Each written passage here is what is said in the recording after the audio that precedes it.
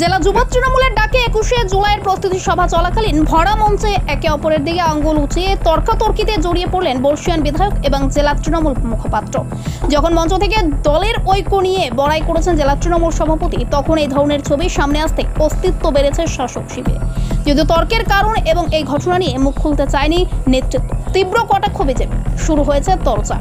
আজ বৃহস্পতিবার মালদা জেলা যুব তৃণমূলের পক্ষ থেকে মালদা কলেজ অডিটোরিয়ামে ২১শে জুলাই নিয়ে প্রস্তুতি সভার ডাক দেওয়া হয়। যুব তৃণমূল সভাপতি পরিবর্তন হওয়ার পর এটাই ছিল জেলা যুব তৃণমূলের প্রথম বড় কর্মসূচি। প্রসেনজিৎ দাসের ডাকে জেলার বিভিন্ন প্রান্ত থেকে কাতারে কাতারে যুব নেতা কর্মীরা আসেন। অডিটোরিয়ামে তিল ধারণের জায়গা ছিল না, অনেককে জায়গা না পেয়েই বাইরে অপেক্ষা করতে হয়। অন্যদিকে মঞ্চতেও ছিল ঐক্যবদ্ধ ছবি।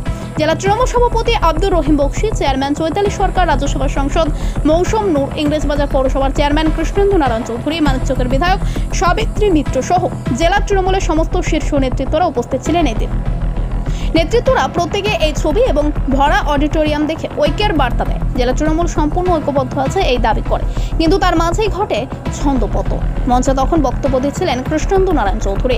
তার বক্তব্য চলাকালীন রতুয়ার বর্ষিয়ান বিধায়ক সমর মুখার্জির সঙ্গে তর্কে জড়িয়ে পড়তে দেখা যায় জেলা তৃণমূল মুখপাত্র আশিস কুণ্ডুকে।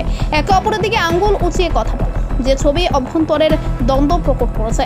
যদি এই নিয়ে এখনো মুখ খোলেনি জেলা নেতৃত্ব, কটাক্ষ করতে ছাড়েনি বিজেপি। আমি তো কোথায় দেখলাম আপনি যখন ছিলেন না, আপনি পরে এসেছেন। না না, এই ছবিটা তো গল্প না, না ভাইরাল হচ্ছে তো সবার মোবাইলে হচ্ছে না।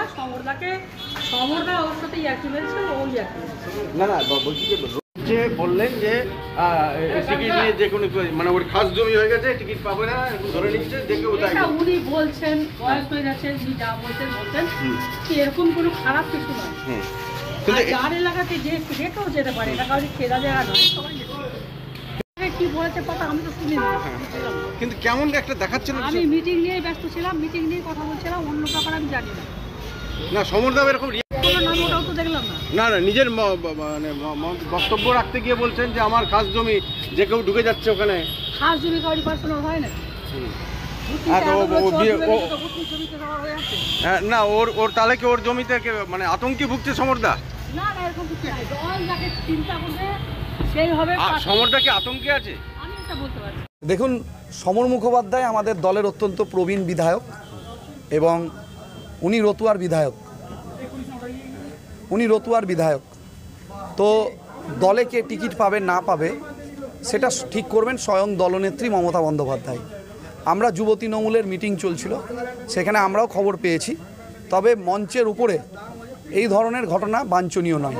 সমরদা অত্যন্ত সিনিয়র লিডার, এটা দলের জেলা সভাপতি বলবেন এবং রাজ্য নেতৃত্ব বিষয়টি নিশ্চয়ই দেখছেন, সেটা ওনারা বলবেন। কিন্তু এটা তৃণমূলের সংস্কৃতি। একজন প্রবীণ বিধায়ক, বেশ কয়েকবারের বিধায়ক, তাকে এইভাবে অপমান করা, মারার কথা বলা, এটা খুব দুর্ভাগ্যজনক। এটা তৃণমূল দলের পক্ষে সম্ভব।